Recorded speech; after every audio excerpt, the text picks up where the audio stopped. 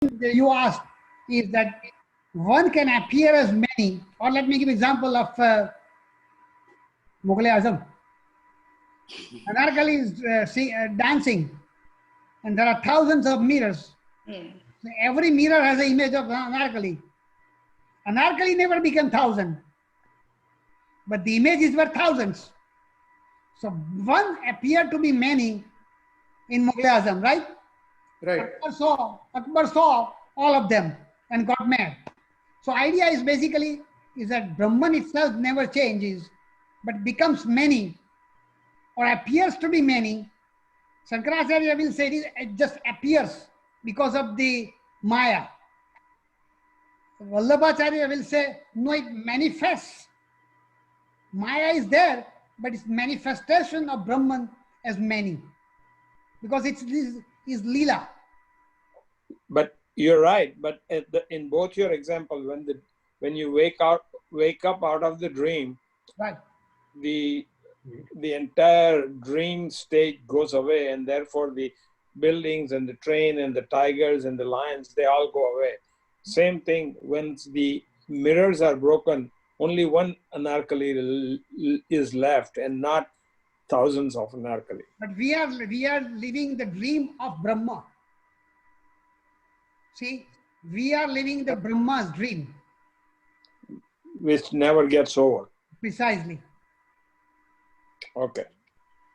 So, આપણો જે શ્લોક છે પૂર્ણમિદમ, is it kind of the same thing you are explaining? Well, શૂન્યમાંથી શૂન્ય થયું અને તો બી શૂન્ય રહ્યું એમ જ. I think આપણો શ્લોક કહે છે પૂર્ણ infinity માંથી infinity આવે. If infinity comes out of infinity, infinity still remains. Right. That's what it says, basically. Everything is perfect. Even if things get out of the perfect, because infinity is really, the idea is this: there cannot be any division of infinity. It may appear to be division, but the infinity remains as it is. So that is not. Yeah, go ahead. That is not you are explaining as an example. It's a different. That won't be an example similar to that. Okay. No. Shall we go to the next one? Yes, please. Okay. Now, this is the idea that maybe I should expand for a little bit further. And I think we'll just stop at this slide. Okay. So, Brahman is described to be Satyam, Gnanam, Anantam. Or Satchit Ananda. Idea is Anantam is Anand. The joy, the happiness is the Ananta, infinity aspect of Brahman. Satyam means existence. It is an existence that has been always there. It never was not there. So when I say Dinesh Bhai is or Radhi Bhai is, Radhi Bhai and Dinesh can go appear and disappear, but the isness will never go away. That isness is the existence. Right. So it is not the existence that exists, but it's the very existence itself. Sure. Okay. So Gnanam is basically consciousness. Same thing. I and you have borrowed existence and Gnanam, knowledge, consciousness from Brahman. Brahman. Table and chair has borrowed the existence from Satyam, existence, but no consciousness. So the difference between me and the table is this: I have borrowed both the aspect, existence and consciousness from Brahman. Table has borrowed only existence, It's not the but no consciousness. So that is the difference between me and the table. And if I have both of them, inherently I am tied to the Anandam aspect as well. The deficit in my life is that I don't perceive that Anand. And why is that? Vallabhacharya will say, there is an obstruction because you have become a jiva and you have identified yourself with the body mind. And same thing will apply to Shankaracharya too. Is that I do not experience the Anand aspect because I have identified myself with the material aspect of me, not the conscious aspect of me. Body. Yeah. Right. That is the difference. And the fourth one that Vallabhacharya will add is rasa. Ras, like sentiment. I mean, ras આપણે enjoy કરીએ ને. So Vallabhacharya will say, Brahman is Satyam, Gnanam, Anand, and Rasa. How do you experience the Anand? You experience Anand by being devoted to God. The reason you are not experiencing Anand is because you have moved away from the God and you have not experienced the Rasa. And that is the Bhakti. So in order for you to dissociate yourself from the body and align yourself with the consciousness, if you do so, both Ananda aspect and the Rasa aspect will come alive. Now that is not a concept. Rasa is not a concept in a classical Vedantic aspect. It is, I mean, classical Advaitic aspect I'm talking about. But that is an additional part that Vallabhacharya says. Or Vaishnava in general, but Vallabhacharya and Achintya Veda, Chaitanya Mahaprabhu especially, those two. That the reason we are missing Anand is because we are not experiencing the rasa of devotion to God. All right? So Brahman is the ultimate reality. I already explained that part. Next one. Brahman is both immanently present in the realm of materiality and simultaneously transcendental. Now that is a classical concept in Western category called panentheism. That Godhead, if you believe God had to be Lord Krishna or Vishnu as a person, or God had to be Brahman as a formless reality, not only exists in this universe that we experience day in, day out, but is beyond that. So when Lord Krishna says to Arjuna that I am not confined to this world, I am beyond this world as well. So what you are saying is only part of me. And the only way I can explain, and when he goes on giving is the Brahman Swarup, you know, where he is seen like 1,000 mouths and everything that Arjuna sees, that I am really who this is. But you are experiencing me only in my partial manifestation as an avatar in this universe. But I am not confined to this. Am I making sense? So there is a panentheism called panentheism. Panentheism. That means pan means it's across the world, but it's beyond the world as well. So the reason we don't experience God is because we are only the bubble. The God resides in the bubble, but there is a God beyond that as well. So when Isa Upanishad says, Isa Vasyam Idam Sarvam, that God pervades this universe, that is what he says. Now, you can take that one as both ways. Vaishnavite school will say, he is actually pervading in the sense that he is there, first physically there. Or Krishna, Shankaracharya will say, it appears to be there in the form of you and me, but it is not there. He is not there in real sense. So it is a mere appearance, like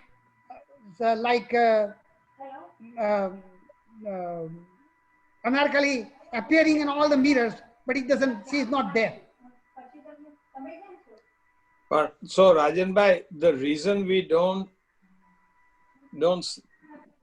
see Brahman is because we are busy or we are engaged with body and mind and haven't gone out of that bubble to experience the world outside the bubble. Right. That is not possible within the day while we are alive. So what you can do is you experience the consciousness within you, Antaryami, which is the manifestation of what lies beyond that bubble. Am I making sense? So, Rajan Bhai, you're making sense, but it's somehow hard to not understand, the digest. There are so many ways these are kind of dissect. So that's why I think, at least if you're talking about us, we are think quite. I means you and I are consistent of two things. One is a consciousness and second is the matter. So Correct. body, mind, intelligent complex is the matter. Correct. And my mind is attached. My mind is matter too. My mind is attached to body, mind, intelligent complex. If I am able to dissociate myself or my mind from that attachment, what I will perceive is my consciousness or Atman. That Atman is a manifestation of Brahman that lies beyond this universe. Okay. Okay. I got it. So when somebody says, "Who are you?" If I were to say, "I'm Dinesh Vakaria," that's my attachment to body, mind, and intellect complex. Precisely. But if I say I'm part of Brahman, they'll look at me at funny and they'll say, send him to the hospital. Just So, think but before, if you say Brahman, you have to say I'm Atman, right? First is yeah, Atman, right? I mean, Yeah. depending upon what school you believe, but Atman and Brahman are sort of synonymous or a fraction versus totality. But it's basically same thing. The principle of consciousness. So just think about it. Just because you come to know that I am Atman, Dinesh Bhai doesn't become Mr. Brahman. He functions as Dinesh Bhai, but intellectually and understanding, he realized that he is functioning in this universe in an empirical way. Right. Okay. As a Dinesh Bhai, but he is really not Dinesh Bhai himself. He is really Mr. Brahman in real sense. Yeah, but Brahman is the ultimate reality, correct? Absolutely right. Right? So Shankara or Chinmayananda or all those people, all of those people, they realize that they are Shankara in a body, mind, and a complex, but they are way beyond there too. Right, exactly right. So it is a kind of looking inward instead of looking outward. Right. So when you look outward, you do normal stuff as every person will do. You know, your passport and license will still say Dinesh Vakaria. But intellectually, you understand is that this is the day-to-day activity that I am doing. But I am not what I appear to be. Okay. I think Jainism may be that type of I think, if I remember. I mean, right. Jainism says the consciousness, soul, is what you are. Yeah. The only difference between Vedanta in general and I mean, especially Keval, is that Jainism will say each soul is independent entity by itself. And you know that Radhi Bhai soul and Dinesh Bhai soul are two separate entities. Thank God. What Keval Advait will say is there is only one entity that has appeared to be two of you and three of us, or all 6 of us, or 12 of you. You know, so that is the difference. I see. Basically, yeah. Basically, when the ignorance is gone, your I-ness is gone, right? Right. I, in sense, and Asmita Bendum, I think I might mention. In Vedanta, Asmita is a false identity with the ego. Right. In Gujarati, when we talk Asmita Jagavani here, what it means that I need to awaken myself to say I am something. Yeah. Okay. Now that something creates a abhiman of me being a person. Right. You in Vedanta will say you need to remove that person. Abhiman. So Asmita has a Gujarati meaning different from Vedantic meaning.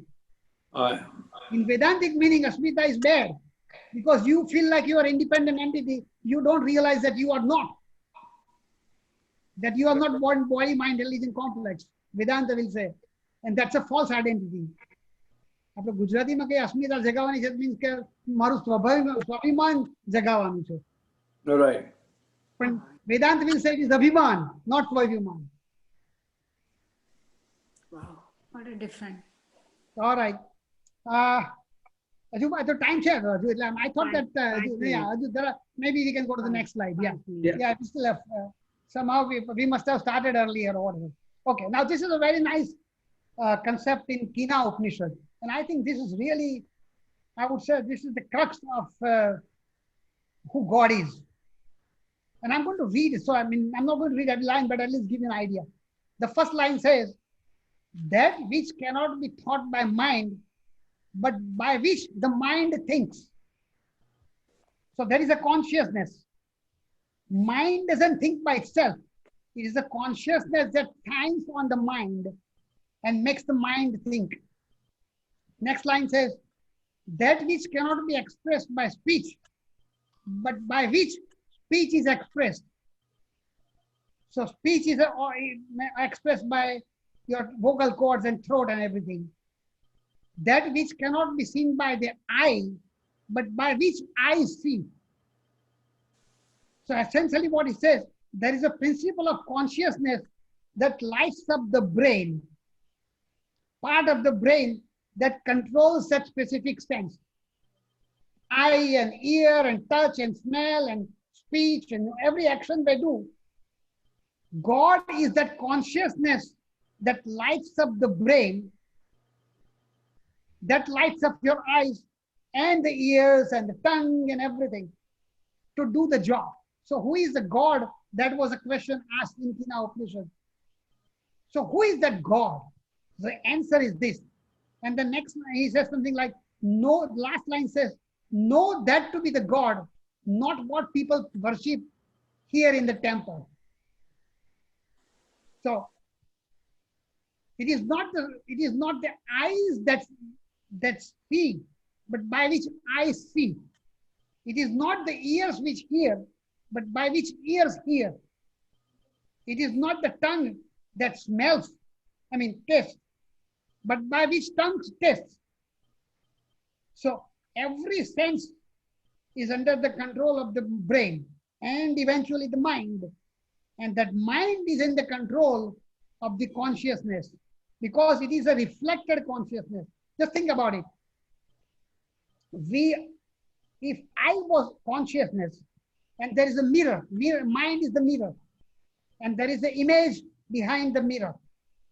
I am attached to the mirror and I have forgotten that there's a mirror, the image that I see is not me. It is a reflection of me. What happens in our life, it says, is that we are attached to this mirror and the image that you are seeing, which is the body, mind, intelligent complex. And we lose of the track. The fact is that the original person that you do not see is different than what you are seeing. That is the idea. So God is like that. The Brahman or the Atman shines upon the mind, and mind shines upon your senses, and senses do the things. Your motor organs do the motor things, touching, walking, talking, all those things. And sense organs receive the information. It comes to the mind, and the part of the mind that the light is reflected of consciousness lights up. Whatever it lights up, you do it. So the original consciousness is something that lies beyond your brain and mind. And that is God. And that is Atman, or that is Brahman, depending upon how you want to view that. Did I make sense?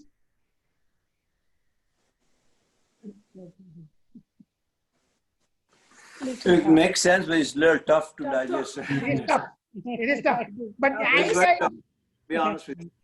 idea is basically that all our sensory activity and motor activity are under the control of your brain and mind. Correct. And they have borrowed that consciousness from the original source of consciousness, which is the Atman Brahman complex. Or they are a reflection of the original consciousness that makes it light.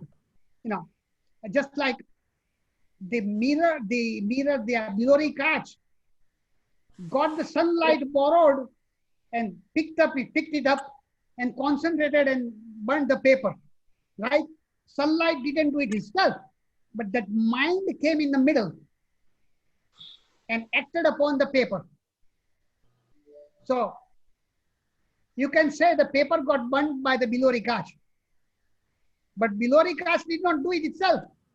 Bilori Kach brought the heat from the sun. So this is a sort of a one-way mirror, right? well, call it that it's a one mirror. If you turn the mind down, there will be no reflection. So reason we don't feel anything at the deep sleep is because a mirror has turned upside down. Yeah. The So consciousness was there, but mirror wasn't there. and the mirror is the mind-body complex. Mirror is the mind. Yeah, mind. Okay. Right. Body. So these five sensory organs act and do their job because of the consciousness, but they cannot see the consciousness. That's why I'm saying it's a one-way mirror. Yeah, you can call that, but it's basically two-way in the sense because it receives the information too. It does the action but receives the information. So mind does both functions. You know, it captures the senses and brings up the information to mind, and then mind gives an order to do something. Okay, fire ne lage, so the sensation comes through to the mind. Yes. Then absolutely. mind orders move it, right? So mind acts both ways. But what it does, that the consciousness which makes mind do it comes from the Atman. From there. Okay. So Did I make sense? yeah. Yes. Okay. I think so. One more slide maybe. કેટલા વાગે તમારે જવાનું છે પાછું class છે ને? Yeah, like it starts at 8, so we can leave about 5 minutes before is fine. So that's fine. So we are about 7:50 right now. Okay. Gita and Brahman. Okay. આપણે બ્રહ્માર્પણમ કરીએ છીએ ને,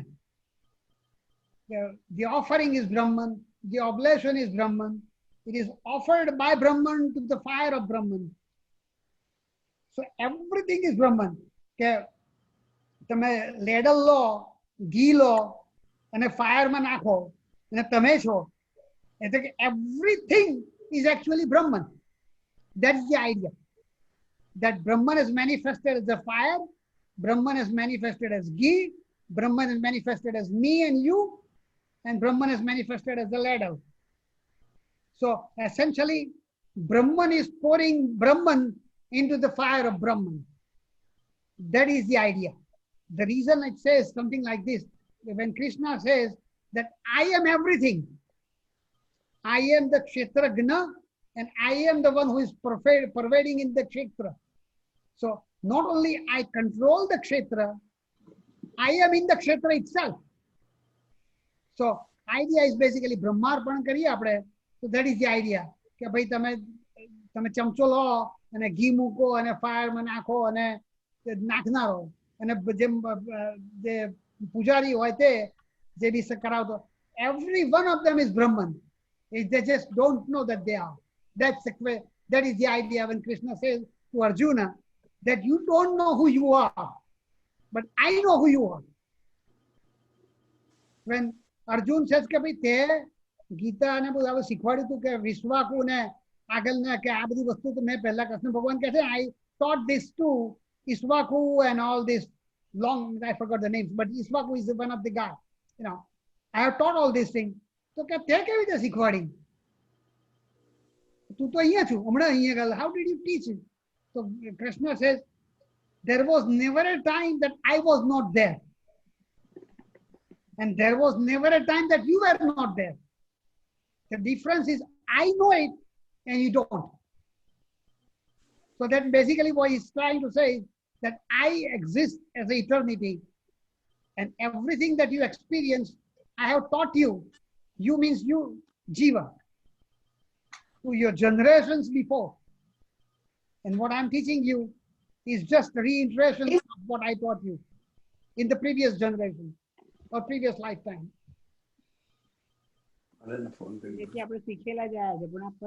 Right. And as long as you think you are Jiva, you will keep on learning again and again and again. And you were there when I was there too. He who finds happiness within, his delight within, his light within, the yogi attains the bliss of Brahman, becoming Brahman. So basically, he's reiterating the same idea of Advaita Vedanta, that if you realize that you are no longer Jiva, you will experience the bliss of Brahman. So depending upon how you want to translate that, Advaita will say, you become Brahman. Vallabhacharya and Vaishnava will say, you will experience the Brahman. That will be the difference. So either you get reabsorbed in the Brahman or you experience the bliss of Brahman without losing your identity. So hard to understand.